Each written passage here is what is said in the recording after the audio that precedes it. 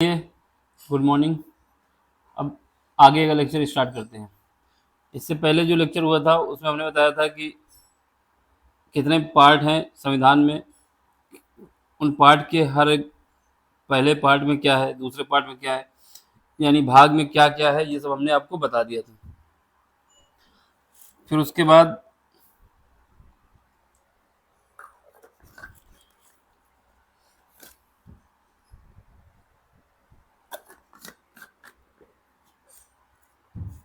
ठीक है, तो एक संक्षिप्त में बता दिया गया था कि कौन से पार्ट में क्या है। अब हम स्टार्टिंग से शुरू करेंगे, जो इम्पोर्टेंट भाग हैं उनके विषय में बताएंगे और उसको आपको याद रखना है। तो पहला पार्ट कौन सा है? भाग वन। भाग वन में हमने बताया था, भाग वन में 1 से लेके 4 तक अनुच्छेद हैं। कितने अनुच्छेद हैं? आर्टिकल 1 से लेके 4 तक हैं। ठीक है, 1 से लेके 4 तक आर्टिकल हैं। उसमें क्या बताया गया है कि संघ और उसके क्षेत्र के बारे में बताया गया है कि भारत का संघ क्या है और उसकी लैंड क्या है या क्षेत्र रीजन क्या है। अब हम बताएंगे कि आर्टिकल 1 में एग्जैक्टली क्या है, आर्टिकल 2 में क्या है, आर्टिकल 3 में क्या है, आर्टिकल 4 में क्या है। ठीक है, तो पहला हमारा क्या है? अनुच्छेद यानी आर्टिकल फर्स्ट। आर्टिकल फर्स्ट में क्या है? भारत अर्थात इंडिया राज्यों का संघ होगा। ये लाइन लिखी हुई है, राज्यों का संघ होगा। इसका अर्थ यह है कि भारतीय संघ राज्यों के किसी के बीच किसी समझौते का परिणाम नहीं है और राज्यों को संघ से अलग होने का अधिकार नहीं है, अर्थात भारत अखंड है।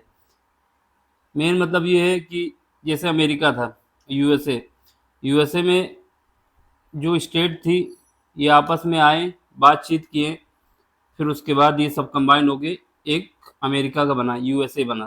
ठीक है, भारत में ऐसा नहीं है। भारत में एक पूरा लैंड था भारत, फिर उसके बाद डिवाइड किया गया कि ये यूपी है, ये बिहार है, ये तमिलनाडु है, ये केरल है।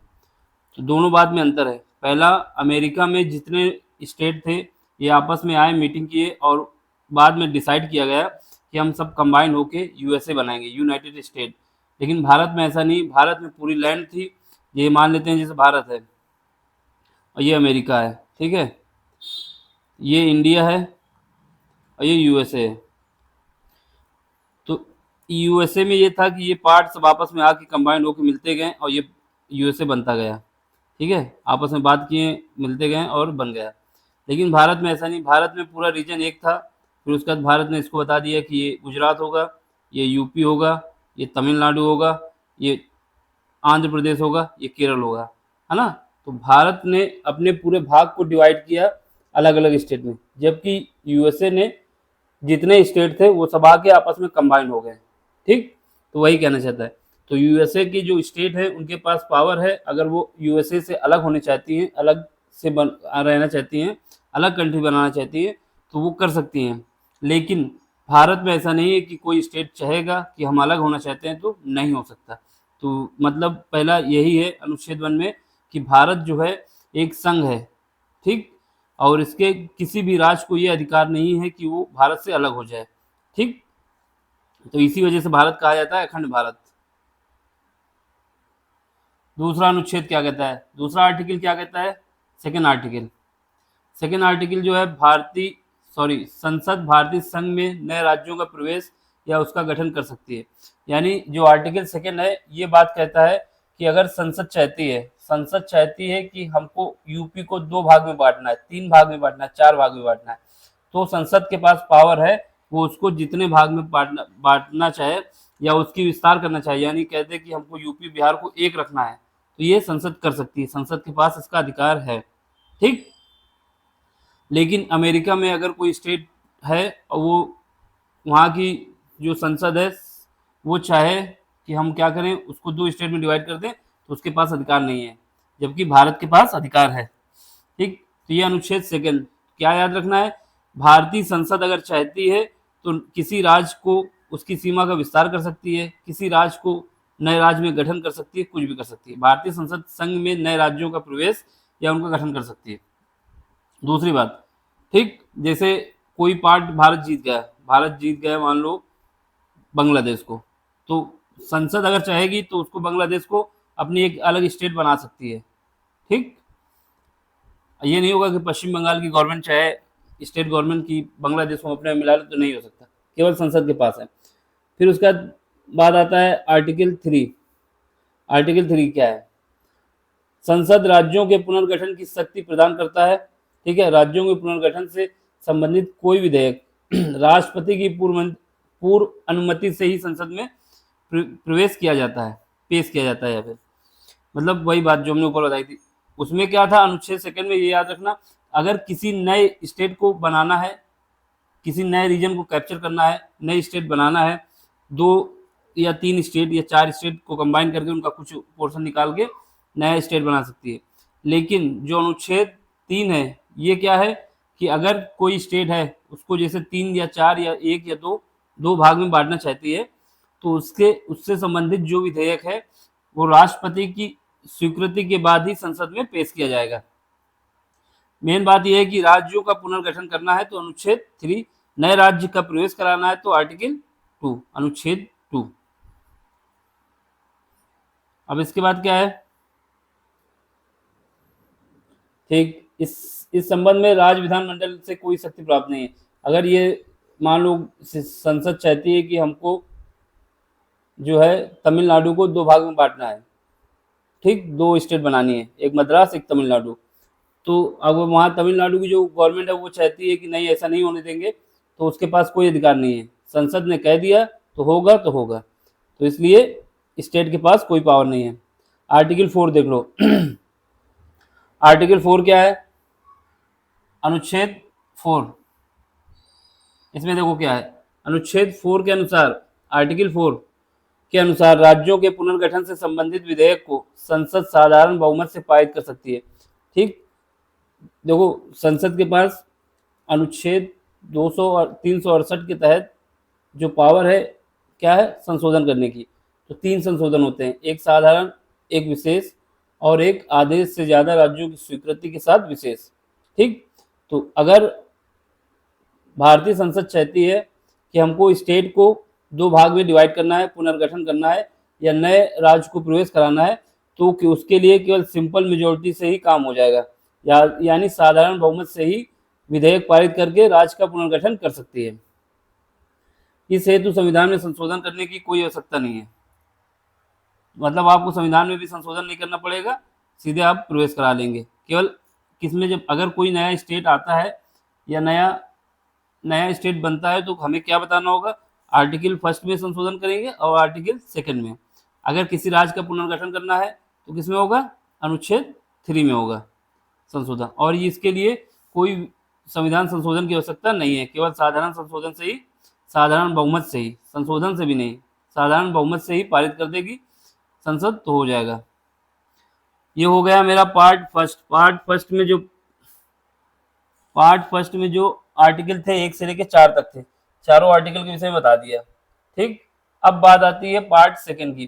पार्ट सेकंड में जो आर्टिकल है, पार्ट सेकंड का है या भाग सेकंड का है, भाग सेकंड में जो आर्टिकल है वो है 5 से लेके कितने तक, 11 तक। ठीक है, और ये नागरिकता से संबंधित है।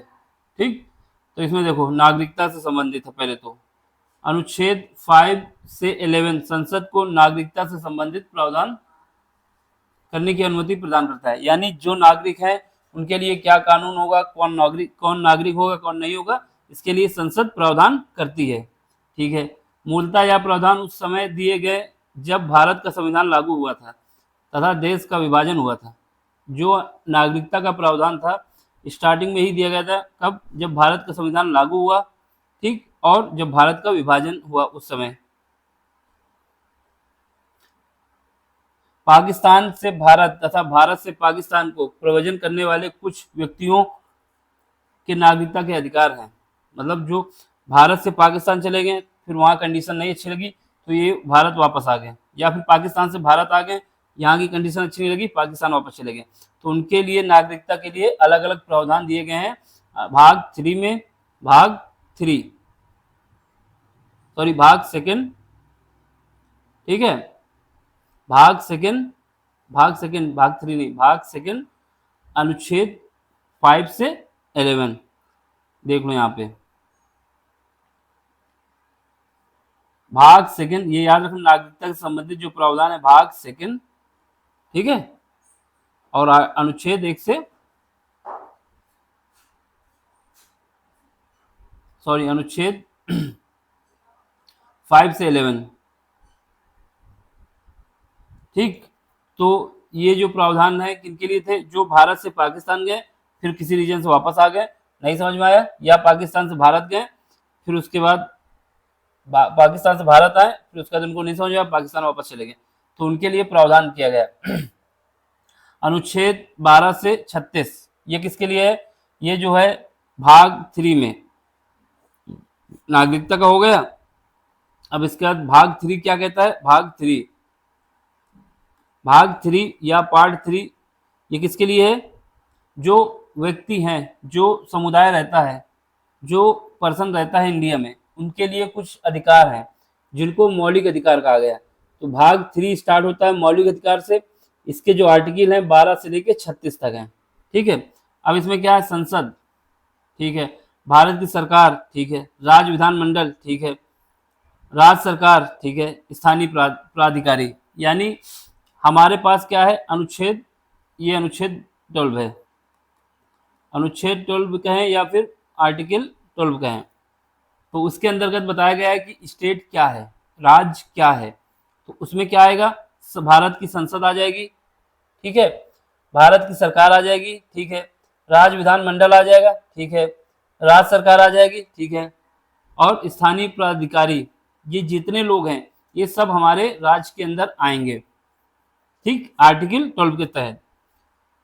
अब इसके बाद अनुच्छेद या आर्टिकल 13 ये क्या है, ये देख लो, अनुच्छेद 13 के तहत ही जब 1951 में संविधान संशोधन किया गया था, पहला संविधान संशोधन करके 9वीं अनुसूची जोड़ी गई थी, तो आर्टिकल 13 के तहत ही शंकरी प्रसाद और सज्जन सिंह ये दोनों लोग कहाँ गए थे, सुप्रीम कोर्ट, बोले थे मेरा मौलिक अधिकार का हनन हो रहा है, उसी के विषय में है ये। तो सुनो इसमें क्या है, अनुच्छेद 13, संसद ऐसी कोई विधि नहीं बनाएगी, याद रखना, संसद ऐसी कोई विधि नहीं बनाएगी जो नागरिकों के मूल अधिकारों का उल्लंघन करती हो। अनुच्छेद 13 बोलता है यदि संसद ऐसी कोई विधि बनाती है तो मूल अधिकारों का उल्लंघन तक शून्य होगी, ठीक है। अनुच्छेद 13 विधि को परिभाषित करता है और स्पष्ट करता है कि संविधान का संशोधन विधि की परिभाषा के दायरे में नहीं आएगा। अनुच्छेद 13 विधि के को परिभाषित करता है और स्पष्ट करता है कि संविधान का संशोधन विधि की परिभाषा के दायरे में नहीं आएगा। ऐसा हुआ था कि शंकरी प्रसाद जब 9वीं अनुसूची जोड़ी गई थी 1951 में पहला संविधान संशोधन करके, तो ये हुआ कि जो भूमि थी, ज्यादा लोगों जिनके पास ज्यादा भूमि थी उनकी भूमि को 9वीं अनुसूची में डाल दिया गया था, और ये जो जिनके पास भूमि नहीं थी उनको देने के लिए प्रावधान किया गया था। तो शंकरी प्रसाद जी थे, उनकी जमीन जब ली गई तो वो क्या करें, वो पहुंच गए हाई कोर्ट, फिर सुप्रीम कोर्ट, ठीक। तो वो अपना जो दलील दे रहे थे वो बता रहे थे जो अनुच्छेद 13 है, अनुच्छेद 13 है, उसके तहत ये मेरे जो मौलिक अधिकार है संपत्ति रखने का, क्योंकि पहले जो संपत्ति रखने का अधिकार था वो मूल अधिकार था, ठीक है, मौलिक अधिकार था, मूल अधिकार या मौलिक अधिकार, ठीक। तो उसके तहत हमारी संपत्ति जो है हमसे छीनी जा रही है, मेरे मौलिक अधिकार का, फंडामेंटल राइट्स का हनन हो रहा है, इसके तहत पहुंच गए। तो वहां पे कोर्ट ने बोला था ऐसा नहीं है, संसद अगर चाहती है तो मूल अधिकार में संशोधन कर सकती है, ठीक है। फिर सज्जन सिंह गए तो उनके केस में भी यही बताया गया। तो ये दोनों किस अनुच्छेद के तहत पहुंचे थे, अनुच्छेद 13 के तहत। तो याद रखना ये क्या कहता है, ये हमको याद होना चाहिए, और इनकी बात क्यों नहीं मानी गई थी, दो केस याद रखना है, शंकरी प्रसाद, सज्जन सिंह, ठीक है। संसद ऐसी कोई विधि नहीं बनाएगी जो नागरिकों के मूल अधिकारों का उल्लंघन करती हो, यदि ऐसी कोई विधि बनती है तो मूल अधिकारों का उल्लंघन तक शून्य मानी जाएगी। फिर उसके बाद अनुच्छेद 13 विधि को परिभाषित करता है और स्पष्ट करता है कि संविधान का संशोधन विधि की परिभाषा के दायरे में नहीं आएगा। अब इसके बाद अनुच्छेद ये 13 हो गया। अब इसके बाद जो हमारे पास आर्टिकल है 14 से लेके 18 तक, 14 से लेके 30 तक बल्कि, तो पहले उसमें जो है समता, ये समता की बात आती है, यानी समता का अधिकार जो है हमारे पास अनुच्छेद 14 से 18 तक है। यानी अगर आपसे क्वेश्चन पूछता है कि समता के अधिकार के तहत कितने आर्टिकल हैं, समता शब्द लिख के आता है, समानता आता है, समता के अधिकार के तहत कितने आर्टिकल हैं संविधान में, तो हम बताएंगे 5। कहाँ से कहाँ तक है? 14 से लेके 18 तक है। 14, 15, 16, 17, 18, तो ये 5 हमारे पास क्या है? मौलिक अधिकार है, फंडामेंटल राइट्स हैं, जो कि समानता की बात करते हैं, समता की बात। अब इसके बाद पूछा जाता है स्वतंत्रता का अधिकार, इसके लिए कितने आर्टिकल हैं? स्वतंत्रता का अधिकार के लिए आर्टिकल कितने हैं? 19 से लेके 22 तक, यानी ये टोटल 4 आर्टिकल हैं। ये इनके नंबर पूछे गए हैं क्वेश्चन में कि समता के अधिकार के लिए कितने आर्टिकल हैं, अनुच्छेद हैं, तो 5। स्वतंत्रता के लिए कितने आर्टिकल हैं, तो 4। ठीक है। शोषण के विरुद्ध अधिकार, जो शोषण के विरुद्ध अधिकार है, इसके लिए कितने हैं? अनुच्छेद 23 से लेके अनुच्छेद 24 तक, यानी 2 आर्टिकल हैं। शोषण के विरुद्ध 2, स्वतंत्रता के 4, समता के 5। ठीक है। अब इसका धर्म की स्वतंत्रता का अधिकार, इसके लिए कितने आर्टिकल हैं? आर्टिकल 25 से लेके आर्टिकल 28 तक, टोटल आर्टिकल कितने हैं? 4। 25, 26, 27, 28, 4 है। फिर इसका शिक्षा, संस्कृति और शिक्षा संबंधी अधिकार जो है, इसके लिए कितने आर्टिकल हैं? 2। कौन सा? 29 और 30। फिर उसके बाद संवैधानिक उपचार का अधिकार, ये इंपॉर्टेंट है, इंपॉर्टेंट सारे हैं, लेकिन इसमें संवैधानिक उपचार का अधिकार जो सबसे ज्यादा है, ये ज्यादा इंपॉर्टेंट है, अनुच्छेद 32। इसके तहत आप क्या करेंगे? आपके अगर मौलिक अधिकार का हनन हो रहा है तो आप सुप्रीम कोर्ट में सीधे जा सकते हैं या फिर हाई कोर्ट में जा सकते हैं। अनुच्छेद 32 के तहत सुप्रीम कोर्ट में जाएंगे, अनुच्छेद 226 के तहत हाई कोर्ट में जाएंगे। ठीक, तो हमें ये याद रखना है। क्या याद रखना है? समता के कितने अधिकार हैं? 5। स्वतंत्रता के कितने अधिकार हैं? 4। शोषण के विरुद्ध कितने अधिकार हैं? 2। धर्म की स्वतंत्रता का अधिकार कितने हैं? 4। संस्कृति और शिक्षा संबंधी अधिकार 2। अब पूछ लेगा कहां से कहां समता का अधिकार किस अनुच्छेद से लेके किस अनुच्छेद तक है? 14 से लेके 15 तक, सॉरी 14 से लेके 18 तक। स्वतंत्रता के अधिकार कहां से कहां तक है? 19 से लेके 22 तक। शोषण के विरुद्ध कौन सा अधिकार है अनुच्छेद में? 23, 24। स्वतंत्रता की धर्म की स्वतंत्रता का अधिकार कहां से कहां तक है? 29, 30। फिर उसका संस्कृति और धर्म की स्वतंत्रता का अधिकार कहां से है? 25 से 28 तक। फिर संस्कृति और शिक्षा संबंधी अधिकार कहां से है? 29 से 30 तक। और संवैधानिक उपचार का अधिकार कहां से है? अनुच्छेद 32। तो ये नंबर अगर याद रखोगे तो इससे याद आएगा कि कौन सा क्या है। ठीक, अब अगला देख लो, अनुच्छेद 14।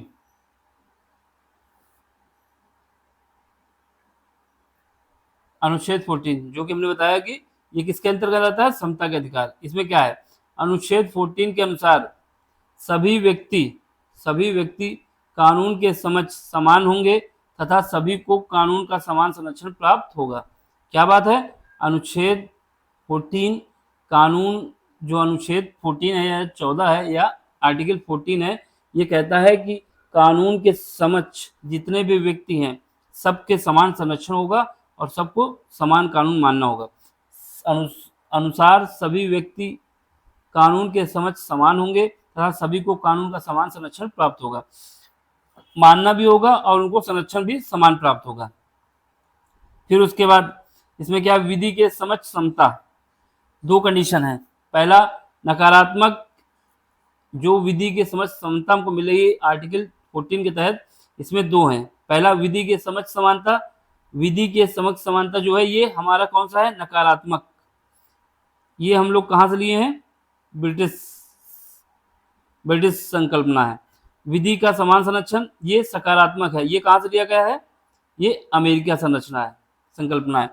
विधि के समक्ष समानता का मतलब है कि क्या करना है?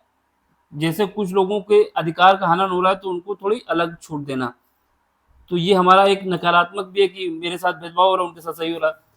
ठीक, तो ये नकारात्मक है। ये कहां से लिया गया है? ब्रिटिश संकल्पना है। क्वेश्चन पूछा गया है कि अनुच्छेद 14 के तहत जो विधि के समक्ष समानता है ये सकारात्मक प्रकृति की है कि नकारात्मक, और कहां से ली गई है? तो नकारात्मक है और ब्रिटिश संकल्पना है। और विधियों का समान संरक्षण ये क्या है, सकारात्मक है कि नकारात्मक है, और कहाँ से लिया गया है, तो सकारात्मक है और अमेरिकी संकल्पना है। ठीक है। अब इसके बाद आर्टिकल 15, आर्टिकल 15 में क्या है सुनो, अनुच्छेद 15, राज, राज यानी राज में क्या क्या आया था, स्टेट, संघ और पंचायती राज और जो अधिकारी थे सब आ रहे थे। ठीक है, तो सुनो अनुच्छेद 15, राज किसी व्यक्ति के साथ केवल धर्म, वंश, राज किसी व्यक्ति के साथ केवल धर्म, मूल वंश, जाति, लिंग तथा जन्म स्थान इत्यादि के आधार पर भेदभाव नहीं करेगा। यानी स्टेट किसी भी हालत में, राज्य में सब आएंगे, संघ भी आएगा, स्टेट भी आएगी, पंचायत भी आएगी, जो अधिकारी ये भी आएंगे, ये लोग किसी भी प्रकार धर्म, मूल वंश, जाति, लिंग, काला गोरा, जन्म स्थान आदि के आधार पर भेदभाव नहीं करेंगे। ठीक है, राज्य महिला और बच्चों के लिए विशेष कानून बनाने के साथ ही सामाजिक, शैक्षणिक, आर्थिक रूप से पिछड़े वर्गों में वर्ग SC ST के लिए विशेष प्रावधान कर सकता है। तो ये अगर आपसे क्वेश्चन पूछता है कि जो राज्य है, अगर जो गरीब हैं, वंचित हैं, उनके लिए विशेष आर्थिक, शैक्षणिक सुविधाएं प्रदान करता है, तो किस आर्टिकल के तहत, अनुच्छेद 15 के तहत। फिर उसके बाद अगर आपसे क्वेश्चन पूछता है कि राज्य किसी व्यक्ति के साथ धर्म, जाति, मूल वंश, लिंग, जन्म स्थान आदि के आधार पर भेदभाव नहीं करेगा, किस आर्टिकल के तहत, अनुच्छेद 15 के तहत। अब इसके बाद अनुच्छेद 16 देख लो, इसमें क्या है, राज्य सरकारी नौकरियों में किसी व्यक्ति के साथ केवल धर्म, जाति, मूल वंश, लिंग, जन्म स्थान अथवा निवास के आधार पर कोई भेदभाव नहीं करेगा। ठीक है, अगर कोई गवर्नमेंट की जॉब है, कुछ है नौकरी के लिए, तो ये नहीं होगा कि भाई तुम फला जाति के हो, तुम फला मूल वंश के हो, तुम जहाँ से पैदा हुए यहाँ पे, तो ऐसा कोई भेदभाव नहीं करेगा। ठीक है, किंतु राज्य महिलाओं, सामाजिक और आर्थिक, शैक्षणिक, राज्य किंतु राज्य महिलाओं, सामाजिक और शैक्षणिक के साथ ही आर्थिक रूप से पिछड़े वर्गों को सरकारी नौकरी में आरक्षण प्रदान करेगा। लेकिन ये जो है उनको आरक्षण के लिए, जैसे जो गरीब हैं, वंचित हैं, है ना, SC ST हैं, इनके लिए कुछ अलग से प्रावधान रखेगा कि इनके लिए इतना कोटा रिजर्व है, तो ऐसा कर सकता है। ठीक, अब इसके बाद बात आती है आर्टिकल 17, आर्टिकल 17 के लिए सुनो, इसमें क्या है, अनुच्छेद 17 के अनुसार किसी व्यक्ति, अनुच्छेद 17 के अनुसार किसी भी व्यक्ति के साथ छुआछूत का व्यवहार नहीं किया जाएगा। यदि कोई व्यक्ति ऐसा करता है तो वह कानून की नज़र में दंडनीय होगा। ठीक है, यानी कोई व्यक्ति अगर है, वो बता देगा कि तुम ये हो, उसको आप नहीं छुएंगे, तो इसके लिए आर्टिकल अलग से जोड़ा गया, अनुच्छेद 17, मतलब किसी के साथ छूना, मना करना, है ना, ये सब दंडनीय अपराध है। आप उसको छू लेंगे तो कहेंगे हम वो हो गए, पापी हो गए, ऐसा नहीं। तो आप क्या करेंगे, किसी को इस आधार पर नहीं छू, मतलब मना कर देंगे कि आप हमारे कैसे छू सकते हैं पैर वैर, जो भी हो, कि अगर ऐसा आप करते हैं तो आपको दंड मिलेगा। ये अनटचेबिलिटी का जो अनुच्छेद है, आर्टिकल कौन सा है, 17 है। तो याद रखना कि ये क्वेश्चन पूछा जाता है कि अनटचेबिलिटी के लिए किस आर्टिकल का यूज किया गया है संविधान में, तो अनुच्छेद 17 के तहत। अगर ऐसा आप करते हैं तो आपको दंड मिलेगा, सजा मिलेगी। अब इसके बाद बात आता है अनुच्छेद 18, आर्टिकल 18, राज्य द्वारा सेना या विधि संबंधी समान, राज्य द्वारा सेना या विधि संबंधी या विधा संबंधी, राज्य द्वारा सेना या विधि संबंधी या विधा संबंधी सम्मान के लिए अन्य कोई उपाधि प्रदान नहीं की जाएगी। भारत का कोई भी नागरिक किसी अन्य देश से बिना राष्ट्रपति की आज्ञा के कोई उपाधि स्वीकार नहीं कर सकता। यानी अगर आपको कोई टाइटल मिलता है, ठीक है, जैसे आपको मिल जाए, क्या कहते हैं कि भारत रत्न मिल जाता है, तो आप अपने नाम के आगे ये नहीं लगा लेंगे कि सचिन तेंदुलकर जो भारत रत्न सचिन तेंदुलकर, ऐसा नहीं होगा। ठीक है, और अगर किसी अन्य देश से, जैसे लंदन यानी ब्रिटेन से कोई किसी को सम्मान मिल रहा है, तो अगर आप भारत के राष्ट्रपति से अनुमति नहीं लेते हैं तो आपको इसको स्वीकार नहीं किया जाएगा। तो भारत का कोई भी नागरिक किसी अन्य देश से बिना राष्ट्रपति की आज्ञा से कोई उपाधि स्वीकार नहीं कर सकता। ठीक है, अगर स्वीकार करना है तो राष्ट्रपति की सहमति जरूरी है। अब इसके बाद अनुच्छेद 19, अनुच्छेद 19। पहले कौन थे अनुच्छेद? 14 से लेके 15 तक समानता की बात हुई थी। समानता में कौन सी? 14 से लेके 18 तक समानता की बात हुई थी। समानता में दो प्रकार के थे, विधि के समक्ष समान संरक्षण सकारात्मक था, कहाँ का था? ये था अमेरिका का। और विधि का शासन ये कहाँ का था? ये विधि का शासन जो था ये इंग्लैंड का था और नकारात्मक था। अब बात आती है अनुच्छेद 19 की।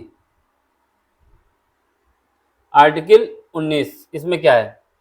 विचार एवं अभिव्यक्ति की स्वतंत्रता। विचार एवं अभिव्यक्ति की स्वतंत्रता शांतिपूर्व बिना हथियार के। अनुच्छेद 19 में 6 प्रकार की स्वतंत्रताएं प्रदान है। पहला, विचार एवं अभिव्यक्ति की स्वतंत्रता, ठीक है। शांतिपूर्वक बिना हथियार के एकत्रित होने और सभा करने की स्वतंत्रता, ठीक है। ये किसके तहत है? अनुच्छेद 19 के तहत है। संघ बनाने की स्वतंत्रता किसके तहत है? अनुच्छेद 19 के तहत है। देश के किसी भी क्षेत्र में आवागमन की स्वतंत्रता किसके तहत है? अनुच्छेद 19 के तहत है। देश के किसी भी क्षेत्र में निवास करने की स्वतंत्रता कहाँ से है? अनुच्छेद 19 के तहत है। कोई भी व्यापारिक एवं जीवन यापिका चलाने के लिए बिजनेस करना, उसके लिए क्या है? अनुच्छेद 19 है। तो ये 6 पॉइंट याद रखना है। विचार एवं अभिव्यक्ति की स्वतंत्रता, ठीक, इसमें प्रेस आ जाते हैं। आर्टिकल 19, शांतिपूर्वक बिना हथियार के एकत्रित होने और सभा करने की स्वतंत्रता। सेकंड, संघ बनाने की स्वतंत्रता। थर्ड, ये किसमें है? सब आर्टिकल 19 में है। देश के किसी भी क्षेत्र में आवागमन की स्वतंत्रता, ठीक है, 4। और देश के किसी भी क्षेत्र में निवास करने की स्वतंत्रता, 5। और लास्ट, अनुच्छेद 19 के अंतर्गत कोई भी व्यापार एवं जीवन यापिका चलाने के लिए जो व्यापार कर रहे हैं ये करने की हमें स्वतंत्रता है। ये सब किसमें है? अनुच्छेद 19 में है। अब बात आती है आर्टिकल 20 की। आर्टिकल 20 में क्या है? अनुच्छेद 20, एक अपराध के लिए सिर्फ एक बार सजा, ठीक। ऐसा नहीं है कि आपने कोई अपराध किया, एक मर्डर किया, उसके बाद कोई दूसरा मर्डर हो जाता है, तो ये नहीं होगा कि 5 साल इसके लिए सजा, 5 साल उसके लिए। यानी 2 लोगों का मर्डर किया तो अपराध के लिए जो सजा है वो एक बार दे दी गई, तो ऐसा नहीं होगा कि इसके लिए अलग थी, इसके लिए अलग थी। एक अपराध के लिए एक ही सजा होगी। एक अपराध के लिए सिर्फ एक बार सजा होगी। मतलब आपने मर्डर कर दिया 2 लोगों का, 3 लोगों कर दिया, तो अब ये नहीं होगा किस्तों में 5 साल इनके लिए सजा, 5 साल उनके लिए।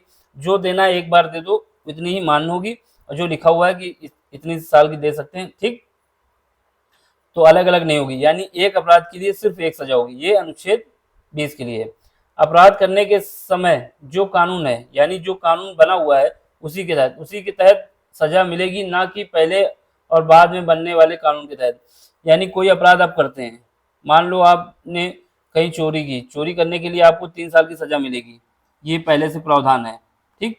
तो आपको 3 साल सजा मिल गई। अब आप चाहते हैं नहीं इनको और सजा दी जाए, तो हम कानून का संशोधन करते हैं संसद और कह देती है इसके लिए 30 साल की सजा है। तो ये नहीं मान होगा, ना तो पहले ना बाद में। जो प्रेजेंट टाइम पे कानून था उसके तहत आपको सजा मिलेगी, और जो सजा हो सकती थी उसी के तहत चलेगी। फिर नहीं होगा कि हम बाद में कानून को ऐड करके उसकी सजा बढ़ा दें, ठीक। किसी भी व्यक्ति को स्वयं के विरुद्ध न्यायालय में गवाही देने के लिए बाध्य नहीं किया जाएगा। किस आर्टिकल के तहत है? आर्टिकल 20। हमको याद क्या रखना है? आर्टिकल 20 में ये कहा गया है कि अगर आप कोई अपराध करते हैं तो उसकी जो सजा होगी, एक बार जो दी गई है वही सजा होगी। बार बार उसके एक जिस सजा जिसके लिए आपको जो अपराध आपने किया है उसके लिए जो सजा मिली है, जो प्रावधान है, अगर वो डबल अपराध हो जाता है तो ऐसा नहीं कि एक बार इसकी सजा एक बार उसकी सजा, एक अपराध के लिए एक ही सजा होगी। फिर उसके बाद जो प्रेजेंट टाइम पे कानून बना हुआ है उस कानून के तहत आपको सजा देनी है। अगर वो कानून में संशोधन करना है, कुछ करते हैं कि सजा को बढ़ाने के लिए, तो ये मान नहीं होगा। तीसरी बात, कोई व्यक्ति है उसको आप क्या कहें, उस टॉर्चर करें और वो अपने विरुद्ध गवाही दे दे, तो ये मान नहीं होगा। यानी किसी भी व्यक्ति को स्वयं के विरुद्ध गवाही के लिए न्यायालय में माना नहीं जाएगा। किसी भी व्यक्ति को स्वयं के विरुद्ध न्यायालय में गवाही देने के लिए बाध्य नहीं किया जाएगा। खुद से करता है तो कर ले, लेकिन उसको बाध्य नहीं किया जाएगा कि आपको स्वीकार करना ही होगा। अब बात आती है अनुच्छेद 21 ये बहुत इंपॉर्टेंट है। ठीक, किसी भी व्यक्ति को विधि द्वारा स्थापित प्रतिक्रिया के अतिरिक्त उसके जीवन और व्यक्तित्व स्वतंत्रता के अधिकार से वंचित नहीं किया जाए। मतलब कोई भी व्यक्ति है जो विधि द्वारा स्थापित प्रतिक्रिया है उसके तहत ही उसको सजा दी जाएगी और उसका जीवन छीना जाएगा। ऐसा नहीं है कि उसका जीवन जैसे मर्जी हो वैसे जी छीन ले। तो किसी भी व्यक्ति को विधि द्वारा स्थापित प्रतिक्रिया के अतिरिक्त उसके जीवन और व्यक्तित्व स्वतंत्रता के अधिकार से वंचित नहीं किया जा सकता। ठीक है, अनुच्छेद 21 ए, अनुच्छेद 21 ए, इसमें क्या है, राज्य के द्वारा 6 से 14 वर्ष के आयु के समस्त बच्चों को निःशुल्क और अनिवार्य शिक्षा प्रदान की जाएगी। कहाँ से है, अनुच्छेद 21 ए में किस एज तक के लिए, 6 से 14 साल के लिए। कैसी शिक्षा है, निःशुल्क है। फिर उसके बाद इसको क्या किया गया, 46वां संविधान संशोधन करके ही इसको मूल अधिकार में जोड़ा गया था, अनुच्छेद 21 ए में। ठीक है, ये 2002 में संशोधन हुआ था। अब बात आती है आर्टिकल 22 की।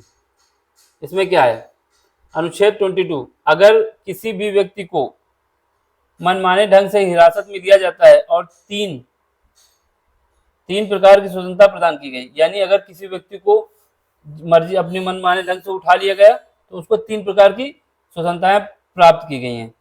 कौन कौन सी हैं, पहला, हिरासत में लेने का कारण बताना होगा। उस व्यक्ति को अगर हिरासत में लिया है आपने तो उसका रीजन बताना होगा। ठीक है, फिर उसके बाद 24 घंटे के अंदर उसे दंडाधिकारी यानी न्यायालय के समक्ष पेश करना होगा। 24 घंटे के अंदर उसको न्यायालय के समक्ष पेश करना होगा। उससे अपने पसंद के वकील से सलाह लेने का अधिकार होगा। यानी अगर कोई व्यक्ति गिरफ्तार किया जाता है, ठीक, मनमाने ढंग से, तो उसके पास 3 अधिकार हैं। वो अधिकार कहाँ से मिले हैं, अनुच्छेद 22 से। पहला अधिकार है, हिरासत में जो ले रहे हैं आप उसका कारण बताना होगा, रीजन क्यों लिया गया है। दूसरा, 24 घंटे के अंदर दंडाधिकारी के समक्ष, न्यायालय के समक्ष पेश करना होगा। ठीक है, फिर उसके बाद तीसरा पॉइंट क्या है, वो जो व्यक्ति है उसको अपने पसंद के वकील से बात करने का अधिकार है, सलाह लेने का अधिकार है। ये हमारा अनुच्छेद 22 में है। अब बात आती है आर्टिकल 23। आर्टिकल 23 में देख लो क्या है, अनुच्छेद 23, इसमें क्या है, मानव के दुर्व्यापार और बलात्श्रम का निषेध है। मानव का दुर्व्यापार और बलात्श्रम निषेध है, किसमें है, अनुच्छेद 23 में है।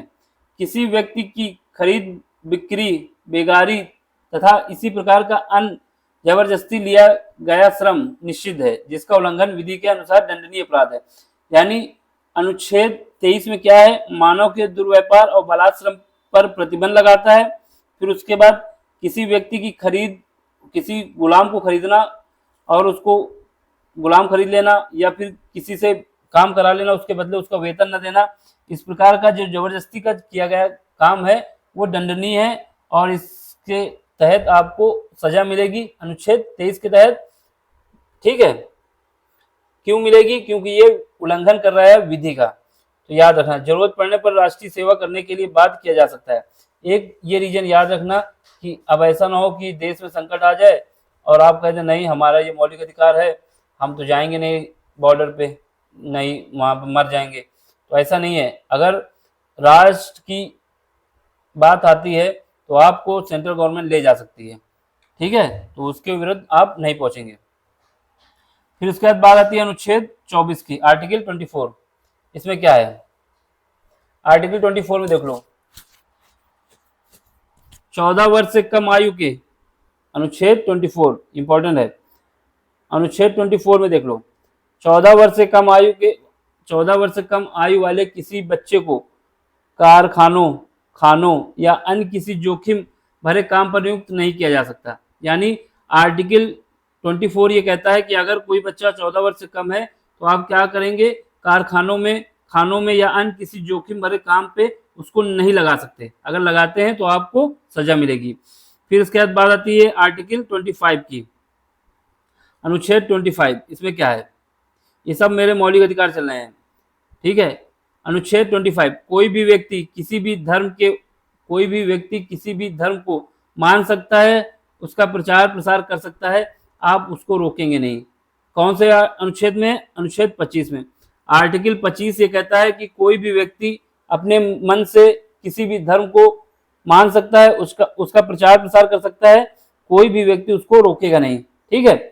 फिर उसके बाद बात आती है अनुच्छेद 26 की, आर्टिकल 26 की। धार्मिक कार्यों की प्रबंधन की स्वतंत्रता। व्यक्ति को अपने धर्म के लिए संस्थाओं की स्थापना करने का प्रशासनिक अधिकार है। यानी अनुच्छेद 26 ये कहता है धार्मिक कार्यों के प्रबंधन की स्वतंत्रता है। अगर कोई व्यक्ति अपने धर्म का प्रचार प्रसार करने के लिए कोई संस्था स्थापित करना चाहता है तो वो अपने आप से कर सकता है, गवर्नमेंट नहीं मदद करेगी। इसकी आपको स्वतंत्रता है, आप करना चाहते हैं तो कर सकते हैं। धार्मिक कार्यों के प्रबंधन की स्वतंत्रता है। व्यक्ति को अपने धर्म के लिए संस्थाओं की स्थापना करने का प्रशासन का अधिकार है। ठीक है, और उस पर प्रशासन। ठीक है। इसके बाद क्या है? अनुच्छेद 27। इसमें देख लो क्या है, आर्टिकल 27। इसमें क्या है? राज किसी भी व्यक्ति को ऐसा कर मतलब इनकम टैक्स, राज किसी व्यक्ति को ऐसा कर देने के लिए बाध्य नहीं कर सकता जिसकी आय किसी विशेष धर्म अथवा धार्मिक संप्रदाय की उन्नति में व्यय करने के लिए की गई हो। मतलब ऐसा नहीं होगा कि राज, अगर आप धार्मिक चीज के लिए कोई चंदा लेते हैं तो आपको ये अधिकार है कि आप कर देना चाहें तो दे दें, नहीं देना चाहें तो नहीं दे सकते। यानी ये जो राज्य है या गवर्नमेंट है वो आपको बाध्य नहीं करेगी कि आपने इतना पैसा कलेक्ट किया है, आपको हमको पैसा देना होगा। ठीक है। अब इसके बाद बात आता है अनुच्छेद 28, आर्टिकल 28 देख लो, इसमें क्या है? अनुच्छेद 28 में राज्य विधि से पूर्णतः पोषित किसी संस्थान में धार्मिक शिक्षा नहीं दी जाएगी। यानी अगर कोई भी स्कूल है, जैसे गवर्नमेंट स्कूल होते हैं, तो उसमें नहीं होगा कि आपको कोई धार्मिक शिक्षा दी जाए। ठीक है। राज्य विधि से पोषित किसी भी शिक्षण संस्थान में धार्मिक शिक्षा नहीं दी जाएगी। नहीं तो बाइबल पढ़ाई जाएगी, ना ही कुरान पढ़ाई जाएगी, ना ही गीता पढ़ाई जाएगी। उसमें सरकार की है, सरकार वाली चीज में ऐसा कुछ नहीं होगा कि धार्मिक शिक्षा दी जाए। ठीक। अब ऐसा शिक्षण संस्थान अपने विद्यार्थियों को किसी धार्मिक अनुष्ठान में भाग लेने हेतु बाध्य नहीं कर सकता। और ये भी नहीं है कि आज मतलब कोई भी संस्थान ये नहीं कहेगा कि हमारे पास ये क्या कहते हैं जन्माष्टमी आ रही है या फिर ईद आ रही है तो आपको ये करके एक्टिविटी दिखानी है, ऐसे करने के लिए बाध्य नहीं करेगा। ठीक है। अब इसके बाद बात आती है आर्टिकल 29 की, 29। इसमें क्या है? अल्पसंख्यक हितों का संरक्षण। कोई अल्पसंख्यक वर्ग अपनी भाषा, लिपि और संस्कृति को सुरक्षित रख सकता है। समझ गए? अनुच्छेद 29 अल्पसंख्यकों के हितों का संरक्षण करता है। अल्पसंख्यक वर्ग अपनी भाषा, लिपि और संस्कृति को सुरक्षित रख सकता है। किसके तहत है? अनुच्छेद 29 के तहत है। ठीक है। अब सुनो, केवल भाषा, जाति, धर्म और संस्कृति के आधार पर उसे किसी भी सरकारी शैक्षिक संस्था में प्रवेश से नहीं रोका जाएगा। यानी कोई अल्पसंख्यक व्यक्ति है, अगर उसको जाति, धर्म और संस्कृति के आधार पर वो किसी कॉलेज में भाग लेना चाहता है तो ये नहीं होगा कि ये मुस्लिम का है केवल मुस्लिम ही लोग आएंगे, ये हिंदू का है हिंदू लोग आएंगे, ऐसा कुछ नहीं है, सबको अनुमति होगी। ठीक है। अब इसके बाद बात आती है अनुच्छेद 30 की। इसमें क्या है? देख लो 30 की। इसमें देख लो शिक्षा संस्थाओं की स्थापना, प्रशासन करने का अल्पसंख्यक वर्गों का अधिकार। समझ गए? अनुच्छेद 30 के तहत आप क्या कर सकते हैं? आप अपने धर्म को प्रचार प्रसार करने के लिए शिक्षण संस्थाओं को बना सकते हैं। ठीक है। और उनका प्रशासन देख सकते हैं। कोई भी अल्पसंख्यक वर्ग अपनी पसंद की शैक्षणिक संस्था चला सकता है और सरकार उसे अनुदान देने में किसी भी तरह का भेदभाव नहीं करेगी। जितना गवर्नमेंट को अनुदान देना है वो देगी। ठीक है। ये नहीं है कि ये हिंदुओं का है, ये मुस्लिम का है, ये क्रिश्चियन का है, ये यहूदियों का है तो इनको अलग दिया जाए, इनको अलग दिया जाए, सबके लिए समान होगा। ठीक। अब बात आती है अनुच्छेद 32 की। अनुच्छेद 31 हटा दिया गया। 31 में संपत्ति का अधिकार था जिसको अब मौलिक अधिकार नहीं माना जाता, इस वजह से यहाँ पे नहीं आया है। ठीक। अनुच्छेद 31 हटा दिया गया। अब आर्टिकल आता है 32 और 226। 32 जो है आपके मौलिक अधिकार का अगर हनन हो रहा है तो आप सीधे उच्चतम न्यायालय जा सकते हैं, जबकि 226 जो आर्टिकल है अगर आपके मौलिक अधिकार का हनन होता है तो आप सीधे हाई कोर्ट जा सकते हैं। ठीक, 32 के तहत सुप्रीम कोर्ट पहुंचेंगे और 226 के तहत हाई कोर्ट पहुंचेंगे। ठीक है, मौलिक अधिकारों के को लागू करने के लिए उच्चतम न्यायालय में आवेदन करने का अधिकार प्रदान करता है। कौन सा आर्टिकल? अनुच्छेद 32 और 226। अब इसमें कैसे हम किस तरीके से हम आवेदन कर सकते हैं ये बताया जा रहा है। और जब आवेदन करते हैं तो उच्चतम न्यायालय या उच्च न्यायालय ये रिट जारी करता है ठीक है, जिसके खिलाफ आपने मतलब आपने कंप्लेन की है कि ये मेरा मौलिक अधिकार का हनन कर रहा है। तो इसके लिए जो हाई कोर्ट और सुप्रीम कोर्ट को जो पावर दी गई है रिट जारी करने की, बंदी प्रत्यक्षीकरण जिसने किया उसको प्रवेश किया जाए, परमादेश आदेश दे देगा कि ऐसा नहीं करें आप, प्रतिलेख, उत्प्रेषण और अधिकार परीक्षा, ये याद रखना, ये सब याद रखने हमें कि ये जो रिट जारी करते हैं, बंदी प्रत्यक्षीकरण, परमादेश, प्रतिषेध, उत्प्रेषण, अधिकार परीक्षा, ये 5 प्रकार की रिट जो है सुप्रीम कोर्ट और हाई कोर्ट जारी कर सकती है अगर किसी के मौलिक अधिकार का हनन होता है। बंदी को प्रत्यक्षीकरण, परमादेश, प्रतिषेध, लेख, उत्प्रेषण, अधिकार परीक्षा। अब जो है भाग 4 स्टार्ट होगा। भाग 4 में जो है डीपीएसपी है वो अगले लेक्चर में आएगा। ठीक है, तो समझ में आया तो लाइक करना है, शेयर करना है, सब्सक्राइब करना है।